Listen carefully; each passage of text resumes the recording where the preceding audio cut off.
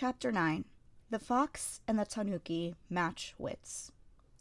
In the capital, it was said there was a tanuki to the west and a fox to the east.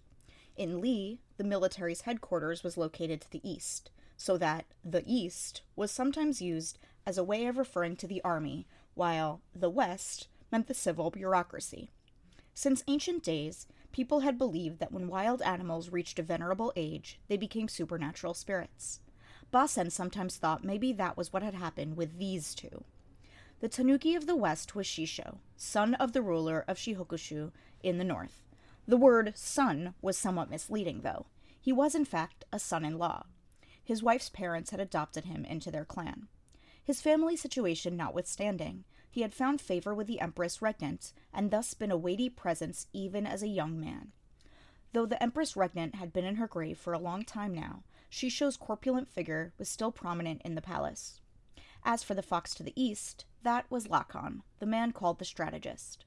Though he himself came from a family of long-standing renown, his power and privilege couldn't touch Shisho's. Nonetheless, there was a tacit understanding among the officialdom. Lakan was the one man with whom one, under no circumstances, picked a fight. Basen's father had taught him that he shouldn't let his own bias control him, but sometimes it was impossible to avoid. Faced with the tanuki and the fox, Basen could only stand trembling. "What should we do?" he tried to ask his master with his eyes. No, not his master. In fact, he might have felt less nervous if his master had been present. But the masked figure with him wasn't the august personage whom the rear palace knew as Jinshi. The long robe hid platform shoes that added almost 3 sun, or 10 centimeters, of height, while cotton was stuffed into the shoulders of the robe to make them appear wider. It all concealed the person's true size and shape rather nicely, transforming them from someone who was altogether too short for the job into a natural body double for Jinshi, or rather, for the imperial younger brother. Basen's companion carried himself with a certain self-importance. Well, there was the hunched back, and the air of reluctance, but it was very much the personality expected of the imperial younger brother. Anyone would believe it was him. If the other side had a tanuki and a fox, Basen's side had a dog. Not a mangy cur, either, but something more like a proud hunting dog. "And what business do you bring?" Basen spoke on behalf of his temporary master. The man wore a mask because he was self-conscious about burns to his face that he had sustained when he was a young boy. He rarely spoke in public, but if he ever did so, that story would be more than enough to explain things if anyone thought his voice sounded odd. He spent much of his time cooped up in his chambers doing paperwork. It had been nearly a month since he'd appeared at the court council. Even now, he simply sat in his seat, giving no indication that he would speak. But that was fine. That was how it had to be. He very rarely sent a stand-in to the council. When he did, it was only to submit the paperwork he'd done. The more obtuse the emperor's younger brother seemed, the better. It was what the heir himself wanted, and the ruler allowed it. Why, exactly, for what purpose would they prefer and allow it, was not something Basen was in a position to wonder about. "Oh, heavens! It's simply that we're graced with such an unusual presence today. I thought perhaps a spot of tea might be a nice idea. We still have plenty of time until the military council," said Lakan. To be precise, he had plenty of time until the military council. Basen hadn't said anything about his master's schedule. Far be it from Lakan, however, to show consideration for another's calendar. "I thought perhaps Sir Shisho might wish to join us, since he's here today." Behind Lakan was a subordinate holding a bottle. It looked like imported grape wine, but no doubt there was only fruit juice inside. Basen's father had mentioned to him that the monocled eccentric was a featherweight drinker. "Who, me?" the wily old tanuki smiled. Basen didn't know what Shisho carried around in that portly belly of his.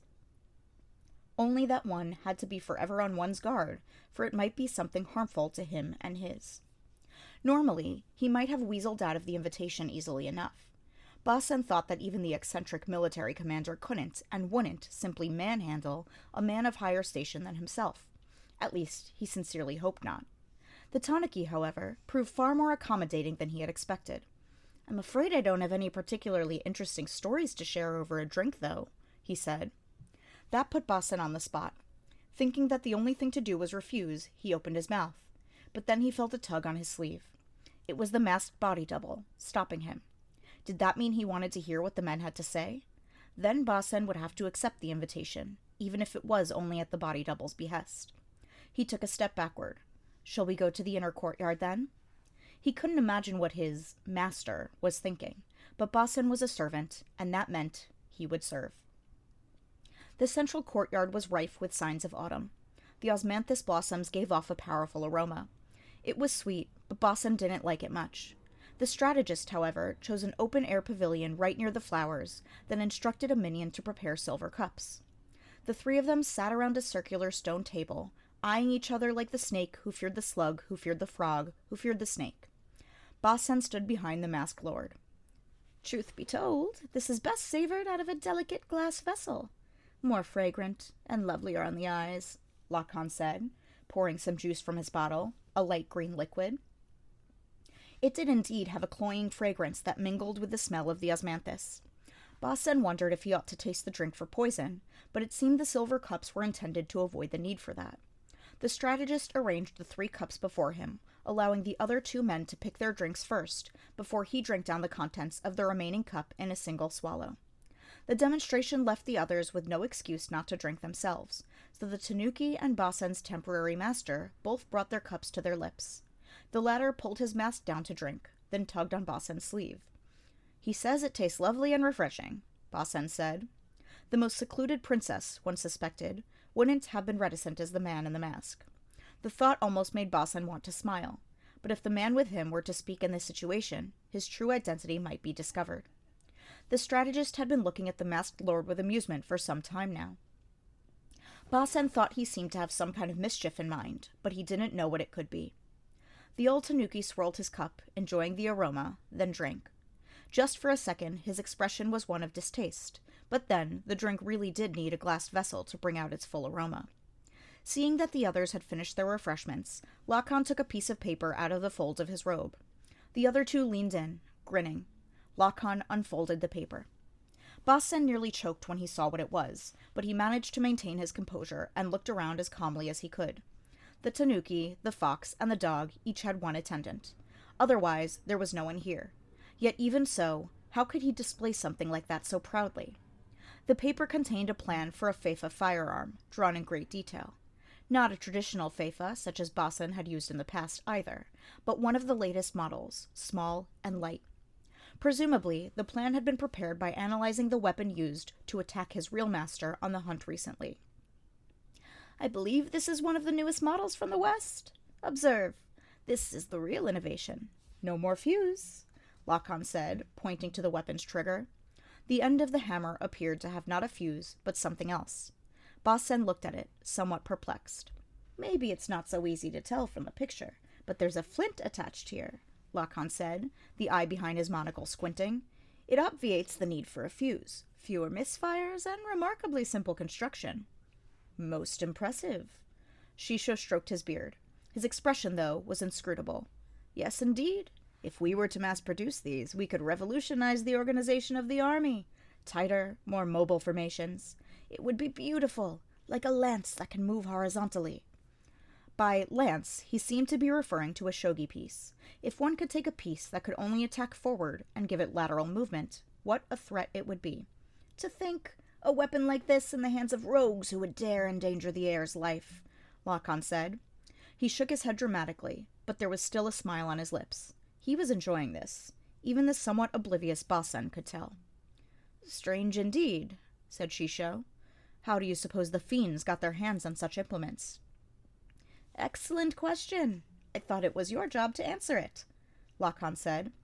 "In principle, yes, but, well, I'm sorry to say that the person in charge of getting that answer from those who might know it got a little over-enthusiastic, and now I'm afraid none of them will be telling us anything." It was easy enough to guess what the person who had gotten over-enthusiastic about. Criminals, let alone would-be assassins of a member of the royal family, had no rights. Still, to get that over-enthusiastic about torturing people who were supposed to provide valuable information was a major misstep. Were Shisho's people really that bad at their jobs? If only we could at least figure out their point of origin. Lacan crossed his arms, then produced a paper-wrapped parcel from his sleeve. It appeared to be a slice of mooncake. He took a bite, chewed noisily, and swallowed, some crumbs catching in the stubble that covered his chin. The attendant who stood behind him watched with exasperation. I wonder if you might not have heard anything." The sweet smell of the snack added itself to the melange of osmanthus and fruit juice. Lacan's eyes were sparkling, and he was smiling as if this entire exercise amused him. "If I'd learned anything of the sort, I would have reported it long ago," Shisho replied, swishing the remaining contents of his cup. He made no move to drink them, but only looked at them. "Is that so? Such a shame," Lacan said, and sighed mightily. Then he tucked the blueprints back in his robe and pulled out a different piece of paper instead. "To our real business, then." Basen was surprised. The matter of the Feifa wasn't what Lacan had really wanted to talk about. The strategist's machinations could chill the blood, leaving Basen to wonder what he could possibly have in mind. That was when he unfurled the next piece of paper, revealing a diagram covered in white and black numbered circles. Before he could stop himself, Basen said, Is that? The face of the attendant standing behind Lacan had taken on a distant, detached aspect that somehow reminded Basen of his father Gaoshen. No doubt this man had his own struggles. Basen sympathized deeply with him. "It's a diagram of the game of Go my wife and I played yesterday." Wife? Yes, he'd heard the stories. The rumors that the eccentric Lacan had bought out some prostitute from the pleasure district. They claimed the price he'd paid for her could have bought a small castle, and that the pleasure district had celebrated for 10 days and 10 nights. Lacan's face became that of a man waxing lyrical about his beloved, and it was obvious that the change wasn't lost on the others. The masked lord's shoulders were quivering, while the tanuki was clearly trying to think of some way to escape. "Another game like a clash between two finely honed blades. Oh, I can't tell you how many times my pulse began to race as we played," Lacan was saying.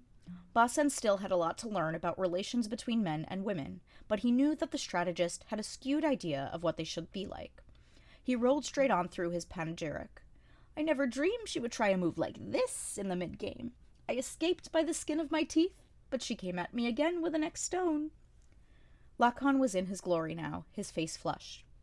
But he was talking about a game of Go, and as Basen had no interest in board games, the entire thing went straight over his head. Or at any rate, he failed to understand what was so exciting about it. Just as he was beginning to wonder how long the monologue would go on, the tanuki stood up. "I apologize for interrupting your fine speech, but I have work to attend to. Thank you for the drink." "Such a shame. It was a fine game indeed. I'll be sure to have a copy of the diagram sent to you, along with a booklet of my commentary." "Thank you, but you needn't trouble yourself." The idea was more than even the tanuki could bear. "Oh, it's no trouble at all, Sir Shisho. I'll even include the diagram from my previous game, and I do hope you'll have a look at them." He was very good at foisting things on people. One had to give him that. Shisho, apparently deciding that it would be easier to just play along, finally nodded. Lacan laughed. "Ha ha ha, you see? There was no need to argue. Ah, yes, how about I throw this in too? I would love for you to enjoy its lovely red in a glass cup. We do so enjoy talking with each other. It would be wonderful to sit down and have a nice, long chat with you about our wives." Indeed. As I said, I wish you would rethink things. Thought Basen. The masked lord seemed to think the same thing, for his shoulders shifted slightly. Shisho, however, said nothing further, but simply left the pavilion.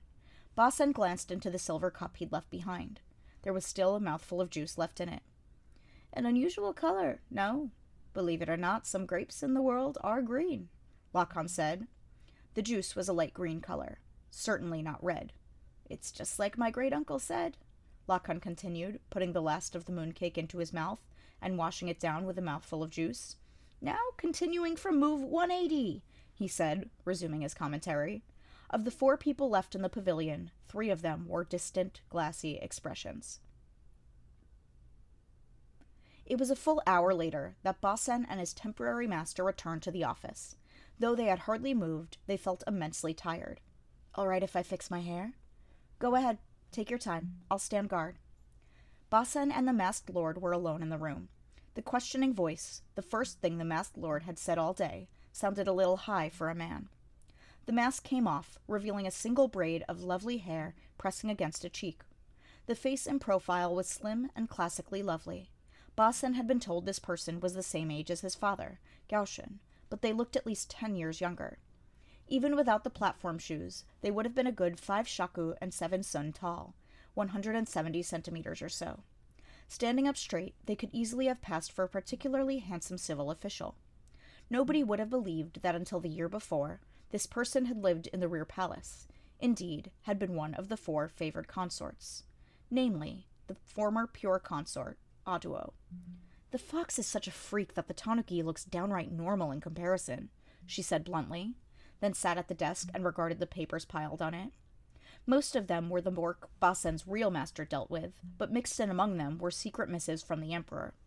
There aren't many who can prevail against the strategist. He seemed to have a soft spot for his wife, though. And his daughter.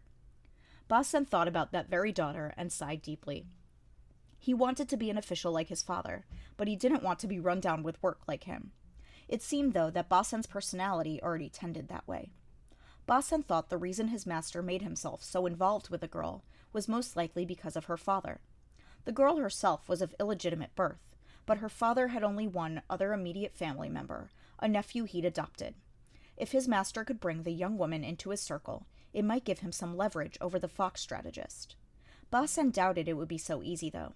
The very fact that the girl was the strategist's daughter made her tricky to handle, and indeed, the reason Aduo had been needed so suddenly this morning to stand in for his master had something to do with her. Namely, the girl called Maomao hadn't come home. Consort Gyokyo had reported her missing last night. What do you suppose would happen if anyone found out? Don't even say it. Aduo's tone was teasing, but Basen could only clutch his head in his hands.